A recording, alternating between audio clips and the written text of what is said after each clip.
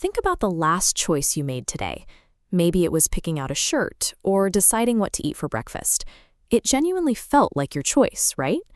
We operate on the baseline assumption that our preferences, the way we dress, the career paths we pursue, the hobbies we pick up, are personal, logic-driven discoveries. We believe we are slowly uncovering a unique identity. Psychologists refer to this blind spot as the illusion of control. We feel completely free in our daily movements, overlooking the invisible external pressures actively guiding our hands. Many of the decisions we defend as markers of our individuality are actually the result of a successful conditioning process by our environment. This conditioning begins at birth. Before you can form full sentences, your family is already planting the first boundaries of acceptable behavior, teaching you what earns a smile and what draws a frown. The education system shifts this focus toward standardization. In these halls, you learn to prioritize compliance and instructions over individual expression. Eventually, overarching cultural norms take over. Society provides a rigid, predefined rubric for what constitutes a successful life and what signifies failure.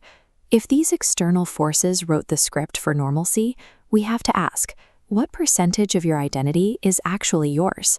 We end up participating in a silent contract without ever reading the terms. We trade unfiltered autonomy for a predictable, pre-written path that keeps us safely within the group. To understand why we accept this contract, we have to look inward at the biological hardware of the human mind. Two primary invisible engines drive this behavior. On one side is fear, the dread of judgment and isolation. On the other side is validation, the deep craving for social approval. This fear acts as an internal censor, preemptively filtering out unconventional thoughts before they turn into actions. Once those risky ideas are blocked, the craving for recognition takes over. It redirects remaining actions exclusively towards seeking external approval. This creates a closed feedback loop. Instead of making proactive choices, our actions become defensive reactions to external pressures.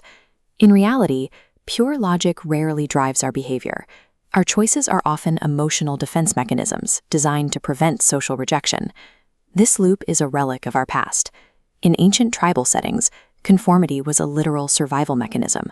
In early human history, openly defying group norms resulted in exile. In the wilderness, that separation meant almost certain death. The physical danger of exile has vanished. Wearing the wrong clothes won't lead to starvation. However, our psychological threat response remains unchanged. Modern social media algorithms weaponize this ancient hardware. They quantify our need for validation into measurable metrics like likes, views, and follower counts. A single social error now scales instantly online, exposing you to the permanent threat of global public ostracization. The modern digital arena has transformed a necessary survival instinct into an inescapable, algorithm-driven, invisible prison. Successfully adapting to this modern system of conformity carries a heavy psychological cost. You can perfectly align with every societal expectation and secure all the approval you crave, while simultaneously losing all connection to your authentic self. Most of us spend our days on autopilot, reacting to the demands of a system we never explicitly agreed to join. Living a life defined entirely by the expectations of others is the functional equivalent of never truly living your own life. Breaking this behavioral loop begins with conscious awareness.